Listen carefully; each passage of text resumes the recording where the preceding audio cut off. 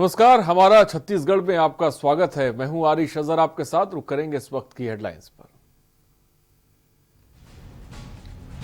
CM की गोधन न्याय योजना को लेकर लगे पंख। गोबर बेचने वालों को हर हाल में 5 अगस्त तक होगा भुगतान। प्रशासन ने शुरू की तैयारी। सीएम बघेल का ऐलान, सिर्फ आज और कल खुलेंगी दुकानें। त्योहारों के मद्देनजर सरकार ने लिए फैसले। ऑनलाइन शॉपिंग वेबसाइट्स पर बिकेंगे राज्य में बने मिट्टी के बर्तन। कुम्हारों की आर्थिक स्थिति सुधारने की कोशिश। प्रदेश में होम आइसोलेशन की सुविधा। बिना लक्षण वाले कोरोना मरीजों का घर पर हो सकेगा इलाज। शर्तों का करना होगा पालन। छत्तीसगढ़ में कॉलेज के 4.5 लाख छात्रों के ईमेल पर भेजे जाएंगे प्रश्न पत्र। घर बैठे ही देंगे परीक्षा। संक्रमण को लेकर लिया फैसला। प्रदेश में मिले 256 नए मरीज। रायपुर में 31 पुलिस जवान समेत 104 पॉजिटिव। संक्रमितों का आंकड़ा पहुंचा 8,800 के पार। आप देख रहे हैं के न्यूज, खबरों का सारथी। और ग्रामीण आंचल बेलतरा में रविवार और सोमवार की बीती दरमियान ही रात एक बाइक और ऑटो में सवार लोग चोर महुआ गोदाम के पास पहुंचे, जहां उन्होंने गोदाम के छप्पर में लगे एक टीन शेड को उखाड़कर 7 बोरी महुआ चोरी कर दिया। पर गोदाम मालिक की नींद खुली के कारण गोदाम मालिक के पुलिस से अज्ञात चोरों के खिलाफ रिपोर्ट दर्ज कराई।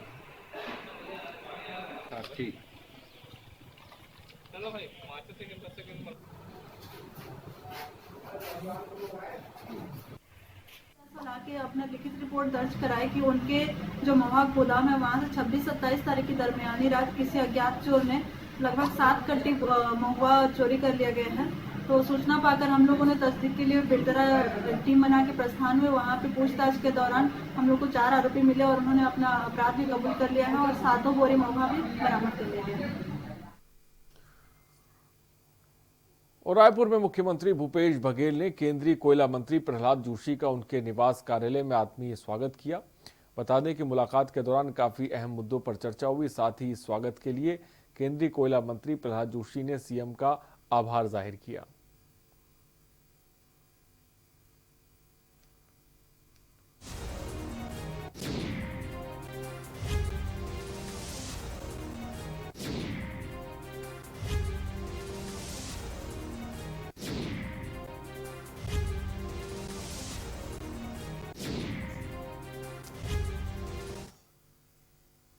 और पामगढ़ ब्लॉक अंतर्गत आने वाले ग्राम भैंसों में लगाए गए लाइट और सीसीटीवी कैमरों को 3 माह पूर्व होली में अज्ञात व्यक्तियों द्वारा क्षति पहुंचाई गई। इसकी लिखित शिकायत सरपंच आकाश सिंह के द्वारा थाना पामगढ़ में की गई। इसकी उचित कार्रवाई नहीं की गई। वहीं थाना प्रभारी पामगढ़ LR तोंडे का कहना है कि इस संबंध में लिखित शिकायत हुई है, मगर सरपंच के द्वारा पुनः किसी भी प्रकार की शिकायत नहीं की गई। वहीं उसके पश्चात कोरोना संकट काल में व्यस्त हो गए, ऐसा कहना कहीं ना कहीं प्रशासन की लापरवाही को साफ तौर पे दर्शाता है। छानबीन कराया गया है। उनने ऑनलाइन कैमरा मंगा के अपने पंचायत में लगाया गया था उसको, क्योंकि मेरे गांव में 3 महीने पहले स्ट्रीट लाइट और सभी खंभों में 16 जगह कैमरा लगाया गया था, जिसकी मैंने लिखित शिकायत की थी। खंभा को होली की रात को पूरा क्षतिग्रस्त कर दिया था, डंडे से मार के तोड़ दिया गया है और मेरे द्वारा सभी जगह लगाए गए 100 स्ट्रीट लाइट को क्षतिग्रस्त कर दिया गया है, जिसकी शिकायत मैंने थाने में दर्ज कराई थी, जिसकी अभी तक कोई छानबीन नहीं हुई। हाँ, तत्कालिक थाना प्रभारी द्वारा स्टाफ भेजकर उसको छानबीन कराया गया है। उनने ऑनलाइन कैमरा मंगा के अपने पंचायत में लगाया गया था। उसको होली के दिन असामाजिक तत्व द्वारा सरपंच ने बताया कि उसको तोड़ दिया गया है, जिसका जांच किया गया है और सरपंच द्वारा कैमरा के संबंध में दोबारा कोई गवाही या लिखित में नहीं दिया है। और कोरिया जिले के मनेन्द्रगढ़ के नगर पालिका में छत्तीसगढ़ सरकार की गोधन न्याय योजना को लेकर मनेन्द्रगढ़ सीएमओ द्वारा पशुपालक की बैठक ली, जिसमें 25 पशुपालक ने आवेदन पंजीयन हो चुके हैं, जहां 20 जुलाई से लेकर अभी तक 18 कुंटल गोबर क्रय हो चुका है, जिसमें पशुपालक का खाता खुलवाया जा रहा है। वहीं 15-15 दिन खाते में राशि आने का प्रावधान है।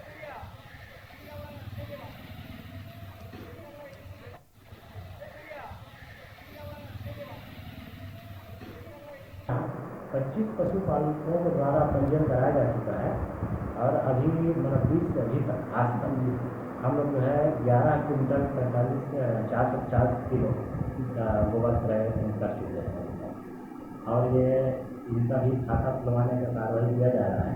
जैसे खाता खुलेगा तो 15-15 दिन वर्ष में इनका पेमेंट होना है। और कोरबा में बढ़ते कोरोना संक्रमण को देखते हुए सरकार पूरी तरह चौकस और सजग काम कर रही है। इस समय लोगों को अधिक से अधिक कोरोना के प्रोटोकॉल के नियमों का पालन करने का आग्रह समझाइश दी जा रही है। लोगों से त्योहारों को अपने मजहब के अनुसार नियमों का पालन करते हुए अपने घरों में ही अदा करने की अपील की जा रही है ताकि संक्रमण की स्थिति न उत्पन्न हो।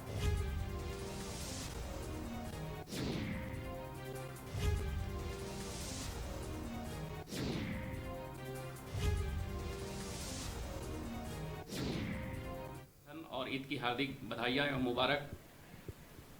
इस अवसर पर आप सभी से अनुरोध है कि कोरोना के प्रकोप को देखते हुए सोशल डिस्टेंसिंग का पालन करते हुए अपने धार्मिक कार्यों को और अपने इस रस्म को पूरा करें। किसी भी प्रकार का संक्रमण फैले इस तरीके की गतिविधियां बिल्कुल ना करें।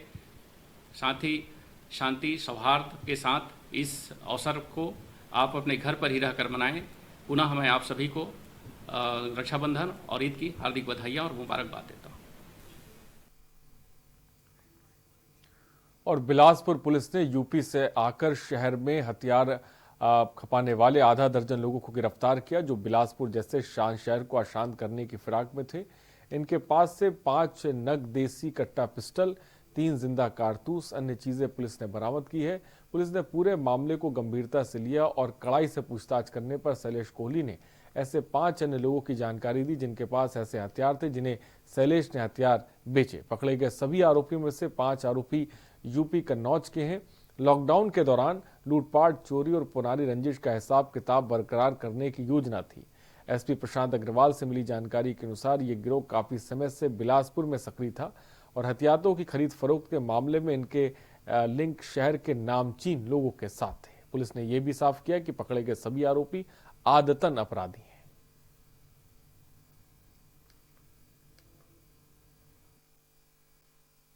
पांच लोगों की 6 कट्टे मिले हैं और 6 आरोपी हैं जिनसे इन कट्टों की बरामदगी हुई है।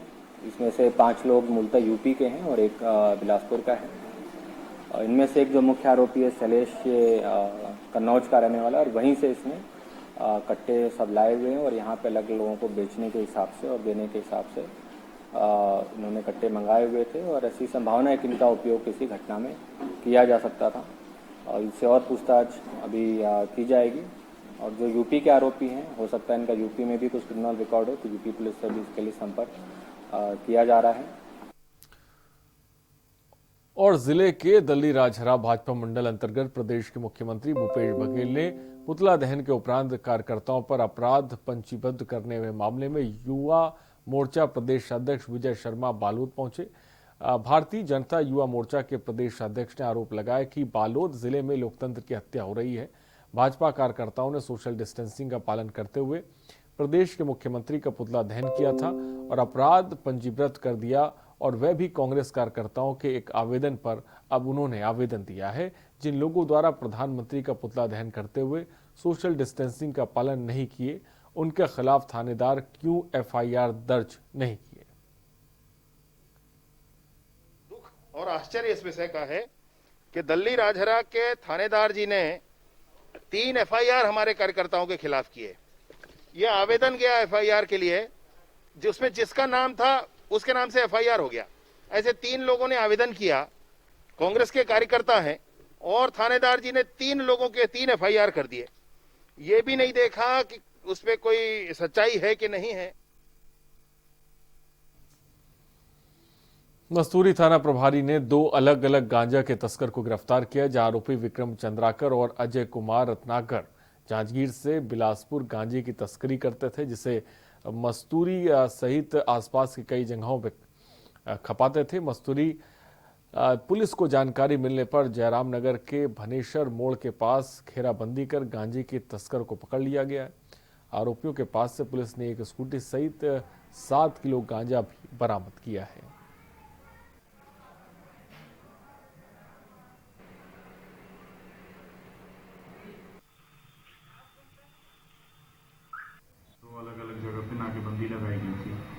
एक पार्टी ग्राम बिस्टा में और एक पार्टी ग्राम बनेश्वर में। दोनों जगह से पुलिस टीम ने 2 आरोपियों को गिरफ्तार किया है। एक आरोपी विक्रम चंद्राकर उर्फ टिंकू, जिसके पास से अवैध रूप से 4 किलोग्राम मादक पदार्थ गांजा प्राप्त हुआ है। दूसरा आरोपी अजय कुमार रत्नाकर, इसके पास से 3 किलोग्राम अवैध मादक पदार्थ गांजा बरामद हुआ है और इसके पास से एक परिवहन में लगा बाइक भी जब्त हुआ है। और शासकीय योजनाओं के क्रियान्वयन के लिए प्रत्येक आंगनबाड़ी केंद्र में महिला बाल विकास विभाग, महिला स्वयं सहायता समूह का गठन होता है। महिला सशक्तिकरण, महिलाओं के आत्मनिर्भर बनाने का ये कदम उठाया जा रहा है और इस काम में अब महिला समूह की भागीदारी भी रहती है। महिला और बाल विकास विभाग ने रेडी टू ईट के निर्माण में लापरवाही होने की शिकायत नवागढ़ तहसील के ग्राम पंचायत सरपंचों द्वारा की गई। महिला बाल विकास विभाग द्वारा जांच में आंगनबाड़ी केंद्रों में बच्चों और गर्भवती महिलाओं को पौष्टिक आहार उपलब्ध कराने के लिए स्वयं सहायता समूह द्वारा रेडी टू ईट का निर्माण शुरू किया गया है।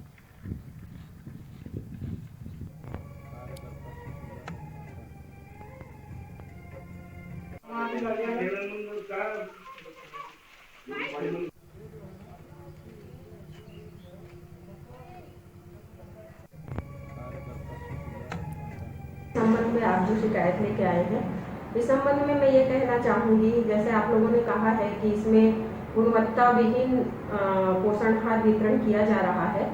इसमें मैं स्वयं निरीक्षण करके और CDPO से निरीक्षण करवा के इस संबंध में यदि समूहों द्वारा खराब पोषण आहार दिया जा रहा है तो कार्यवाही की जाएगी। साथ ही साथ मैं आप लोगों को ये भी अवगत कराना चाहूँगी कि प्रत्येक माह इन लोगों का गुणवत्ता परीक्षण के लिए प्रयोगशाला भी जाता है, तो इस व्यवस्था को भी मैं सुचारू रूप से संचालित बेमेतरा जिले में करवाऊंगी। जिले का माजरा है अभी संज्ञान में है। हम पहली बार देखे औचक निरीक्षण और हम बहुत हतप्रभ हैं कि इस तरीके की चीजें बच्चों को परोसी जा रही है। जो देश के नौनिहाल बच्चे हैं, जिनसे हमारे देश का निर्माण होना है, जिनको हम देश का भविष्य बोलते हैं, एक तरफ हम कोरोना के कारण हाथ धो रहे हैं, सफाई कर रहे हैं और खाने की चीजों में कीड़े मकोड़े आ रहे हैं। अब इसके खिलाफ एक मोर्चा ही हमने खोल दिया है कि रेडी टू ईट में जो लोग भ्रष्टाचार कर रहे हैं, ऐसे समूह जो अमानक पदार्थ गांव में वितरित कर रहे हैं, जालसाजी कर रहे हैं, दलाली कर रहे हैं, उनको जेल भेजा जाएगा उन्हें। और भाटापारा तहसील के अंतर्गत आने वाले ग्राम मोपका में वृक्षारोपण का कार्यक्रम हरियर छत्तीसगढ़ और ग्राम पंचायतों के द्वारा रखा गया, जिसमें मुख्य अतिथि प्रदेश प्रतिनिधि सतीश अग्रवाल के साथ सुशील शर्मा, प्रदेश सचिव, कांग्रेस के भूतपूर्व विधायक चैतराम साहू, जनपद सरपंच और ग्रामवासी मिलकर खेती में वृक्षारोपण किया। सतीश अग्रवाल और सुशील शर्मा ने कहा कि पौधा लगाकर उसे वृक्ष बनते संरक्षण करना भी आवश्यक है। जिस तरह से माता अपने बच्चे का भरण पोषण करती है, ठीक उसी तरह से वृक्ष का भी हमें भरण पोषण करना है। बढ़ते उद्योगों के कारण हरियाली विलुप्त होती जा रही है। बारिश के मौसम में पौधा लगाकर उसके वृक्ष बनते तक संरक्षण करने की बेहद जरूरत है। पदाधिकारीगण, गांव के सभी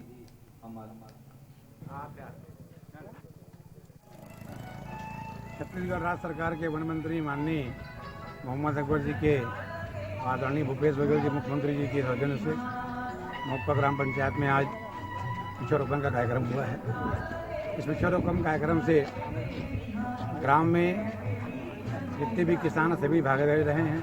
कांग्रेस के सभी नेता यहाँ उपस्थित रहे हैं। आज मोपका के पावन धरा में भारी हरिहर छत्तीसगढ़ कार्यक्रम के तहत भारी मात्रा में वृक्षारोपण के कार्यक्रम प्रारंभ हुई से लगभग 10,000 से अधिक वृक्षों का वृक्षारोपण ग्राम मोपका में होगी। और बहुत बहुत बधाई के पात्र है हमारे भूतपूर्व विधायक आदरणीय चैतराम साहू जी और यहाँ के पंचायत सरपंच महोदया, जो कि 14 वित्त के पैसा से पूरा गांव में आज तार घेरा करे है। तार घेरा होने के बाद वृक्षारोपण के कार्य बहुत आसानी से हो सकते है। रुकते एक ब्रेक के लिए, जल्द हाजिर होंगे।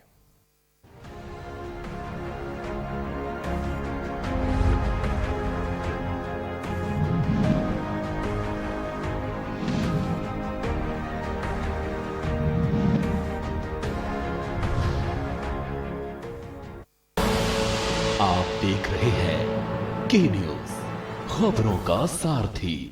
खुदी को आजमाया है तो ये अंदाज आया है,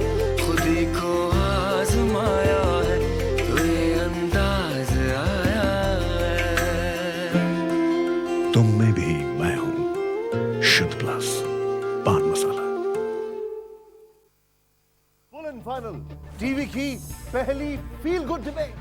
जरूरी ज्ञान समझना आसान, शोर नहीं सिर्फ शोर। फुल एंड फाइनल, ये नहीं देखा तो क्या देखा।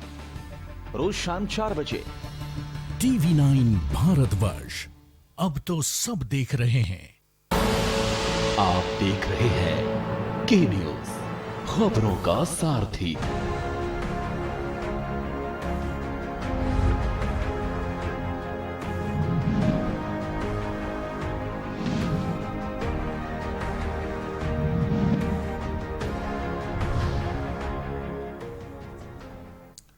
ब्रेक के बाद आपका स्वागत है। जहां एक तरफ पूरे विश्व में कोरोना जैसी महामारी से लोग जूझ रहे हैं, तो वहीं अभी 6 तारीख तक लॉकडाउन का आदेश हो गया है।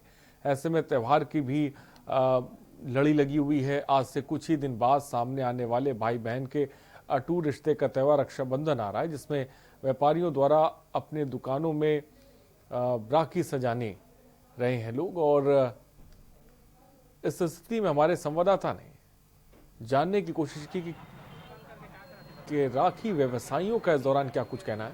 हम आपको दिखाते हैं। को देखते हुए आज पूरे देश में लॉकडाउन की स्थिति है। ऐसी स्थिति में सामने एक भाई बहन का त्यौहार रक्षाबंधन आ रहा है। ऐसे में हम देख रहे हैं कि रक्षाबंधन में कुछ दुकानों को खोलने का आदेश तो किया गया है, लेकिन ऐसे में क्या कुछ स्थिति होती है, आइए हम जानते हैं दुकानदारों से। इस बार इस त्यौहार में किस नाम क्या नाम है? कुमार देवांगन। अभी लॉकडाउन है, कोरोना वायरस किस प्रकार से खासा असर देखने को मिल रहा है लॉकडाउन में? क्या है मतलब कि व्यापारी लोगों का पूरा मतलब जो व्यवसाय है पूरा जर्जर है, क्योंकि कोरोना वायरस जो है ना किस तरह से फैला है और गवर्नमेंट के सख्त नियम के तहत पूरा व्यवसाय चौपट है। मतलब अगर हम मार्केट की बात करें तो पिछले बार से इस बार इस कोरोना वायरस को देखते किस प्रकार से व्यापार में खाता असर देखने को मिला? तो असर काफ़ी पड़ा है, क्योंकि देखिए छोटे छोटे व्यवसाय वाले अपन लोग क्या है मतलब स्थिति ऐसा है कि फुटपाथ पे आ गए मान के चलिए। अभी आप देख रहे हो दुकान लगाए हुए हैं, लेकिन रौनक जो रौनक की मार्केट को वो नहीं है, ठीक है। और समय क्या है कि लॉकडाउन के चलते मतलब जो पाबंद है इसमें काफ़ी सारी परेशानियाँ आ रही हैं। व्यापारियों का कहना है कि काफ़ी कमज़ोर है इस बार दुकान और काफ़ी बेहद असर देखने को मिल रहा है इस लॉकडाउन को लेकर। अब देखने वाली बात होगी कि क्या इन व्यापारियों को कब तक छूट मिलेगी और क्या होगा। कैमरा पर्सन गोविंद के साथ विजय सोनी, इंडिया, बलौदाबाजार। और कोरबा के कटघोरा क्षेत्र में कोरोना की रफ्तार बेहद तेजी से फैल रही, क्योंकि गरीब प्रवासी मजदूरों के साथ अब कलेक्टर ऑफिस के बाबू को कोरोना पॉजिटिव हो गया। अब तक कोरबा में 5 कोरोना मरीज निकल चुके हैं, जिसको लेकर प्रशासन लगातार सतर्क है।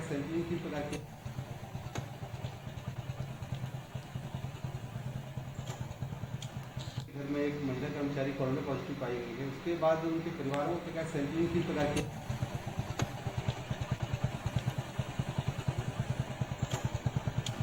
घर में एक कल तो उसका एंटीजन टेस्ट से पॉजिटिव आया था, तो कल एहतियातन उनको होम क्वारंटाइन रहने समझा दिया गया था, क्योंकि पेशेंट शिफ्टिंग 7 बज गया था। तो आज सुबह उनका होम क्वारंटाइन करके सब लोगों का 10 लोगों का ट्रू नाक सैंपल भेजा गया है।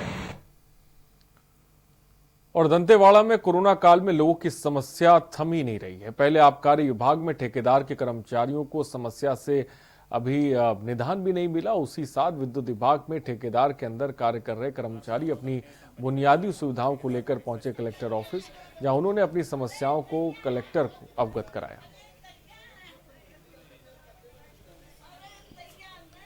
बार बार हम लोग अपने कंपनी के अधिकारियों को, ठेकेदार को रिक्वेस्ट किए। कौन से कंपनी में काम करते हो? CSPDCL। क्या समस्या आ रही है? सब स्टेशन ऑपरेटर हूँ। वहाँ पर हम लोग को समय पर वेतन नहीं दिया जाता है। टेंडर नियम के तहत में हर महीना 7 दिवस के भीतर वेतन करना है। जो अभी तक का कॉन्ट्रैक्टर के द्वारा ठेका लेके 1.5 साल से 2 साल होने जा रहा है, अभी तक हम लोग को समय पे वेतन नहीं मिलता है। कोविड-19 के ऐसे हालात में हम लोग ड्यूटी ईमानदारी के साथ कर रहे हैं। ना ही हम लोग कोई बीमा करवाया जा रहा है, ना ही कोई सुविधा दिया जा रहा है। इसके बावजूद भी हम लोग ईमानदारी के साथ ड्यूटी कर रहे हैं और उस दौरान हम लोग को वेतन का बहुत ज़्यादा परेशानी है। और रायगढ़ एनटीपीसी द्वारा की जा रही सराहनीय पहल से महिला सशक्तिकरण के लिए विश्व स्तरीय फिक्की अवार्ड मिलेगा। आपको बता दें कि लारा एनटीपीसी भारत का महान रत्नों में से एक है और एनटीपीसी रायगढ़ जिले के पुसौर विकासखंड के लारा में स्थित है। कोविड-19 के चैलेंजिंग भरे समय में भी एनटीपीसी ने अपना कार्य सुचारू रूप से जारी रखा। ऐसे समय में कार्य को निष्पादित करना बेहद चुनौतीपूर्ण रहा। एनटीपीसी अधिकारियों की सूझबूझ से ही एनटीपीसी ने अपने नए कीर्तिमान स्थापित करने में कामयाबी हासिल की है। नमस्कार, मैं रंजीत चौहान और इस वक्त मौजूद हूँ मैं एनटीपीसी सेंट्रल पावर प्लांट में, जहाँ पर लगातार कई प्रोजेक्ट और वर्कआउट को लेकर के कोविड-19 के समय के दौरान में भी कई अहम कार्य चल रहे हैं। आज हमारे साथ मौजूद हैं खास बातचीत के लिए जो एनटीपीसी के अभी ईडी हैं संजय मैदान जी। बहुत उनका आइए स्वागत करते हैं और जानने की कोशिश करते हैं कि क्या कुछ लगातार यहाँ पर कार्य चल रहा है। बहुत बहुत स्वागत है संजय मैदान जी आपका। नमस्कार और आपका भी स्वागत है। जैसे कि आपको मालूम है कि एनटीपीसी महारत्ना कंपनी है और इसमें लारा जो है इसमें 2 यूनिट्स हैं 800 मेगावाट की, और 1 यूनिट हमने 1 अक्टूबर 2019 को कमर्शियल किया था, जो कि लगातार चल रही है। और ये बताते हुए मुझे बहुत हर्ष हो रहा है कि पिछले कई दिनों से इसका जो पीएलएफ है 100% पीएलएफ, जितनी क्षमता उतना ही उत्पादन कर रही है। अभी कल भी हमारा जो पीएलएफ हुआ 101% पीएलएफ हुआ जाए। जी, ये थे हमारे साथ संजय मैदान जी, जिनसे हमारे लगातार चर्चा की कि इस विषय पर कि कोविड-19 के समय किस प्रकार उन्होंने इतने अच्छे और इतने बेहतर ढंग से उन्होंने कार्य को संभाला और संस्थान को एक नई आयाम तक पहुंचाने में सफलता अर्जित की। संजय मैदान जी ने बताया कि किस प्रकार एनटीपीसी ने एक बार नए छत्तीसगढ़ में एक कीर्तिमान हासिल किया है।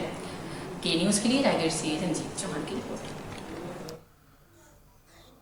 और छत्तीसगढ़ में घृणित एवं जघन्य अपराध को अंजाम दिया गया। यहाँ बलौदा बाजार भाटापारा जिले में 2 नाबालिग सगी बहनों के साथ सामूहिक दुष्कर्म किया गया।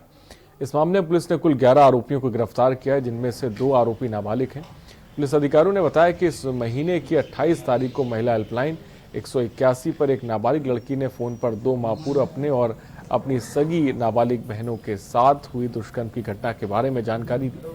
दोनों बहनों की उम्र 14 से 16 साल है और अधिकारियों ने बताया कि सूचना के बाद पुलिस दल ने 29 जुलाई को पीड़िता के पिता से मुलाकात की और घटना के बारे में पूरी जानकारी दी। बालिकाओं ने बताया कि वे लगभग 2 माह पूर्व 31 मई को अपने 2 पुरुष मित्रों गोपी साहू और कमलेश उर्फ रॉकी के साथ घूमने गई थी। वापसी के दौरान 9 आरोपियों ने 2 नाबालिग लड़कियों के दोनों के साथ मारपीट की और उन्हें वहां से भगा दिया।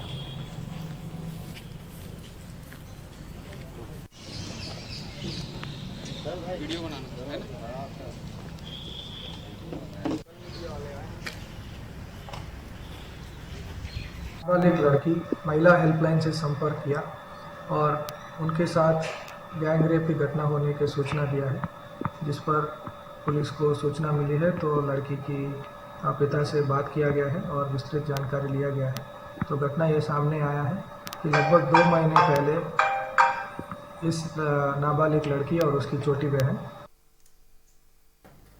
और गरियाबंद जिले के देवभोग ब्लॉक के लीमपारा में विगत 10 से 15 दिनों से ट्रांसफार्मर खराब होने से विद्युत आपूर्ति ठप पड़ी है।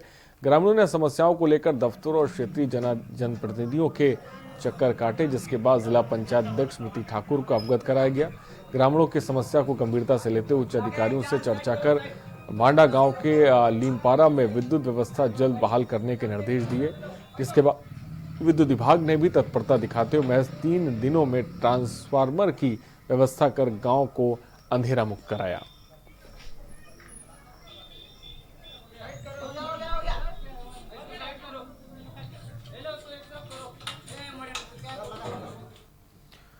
और बालोद थाना क्षेत्र अंतर्गत छेमापुर में नाबालिग से सामूहिक बलात्कार के मामले में एक दिन पूर्व ही थाने में शिकायत हुई और पुलिस द्वारा मामले की गंभीरता से लेते हुए जांच शुरू कर दी गई है। सभी पहलुओं को ध्यान में रखते हुए सस्पेक्टेड लोगों से पूछताछ कर हिरासत में ले लिया गया, जहां पुलिस द्वारा पूछताछ करने पर सभी आरोपियों ने अपना गुनाह कबूल कर लिया, जिसके बाद 4 सामूहिक बलात्कार के आरोपियों को न्यायिक रिमांड पर भेज दिया गया है जेल।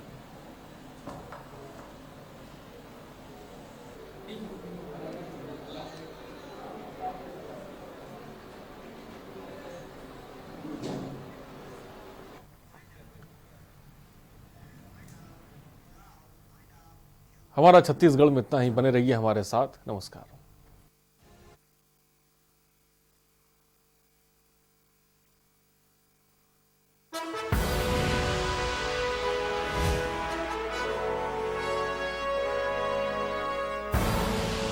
आप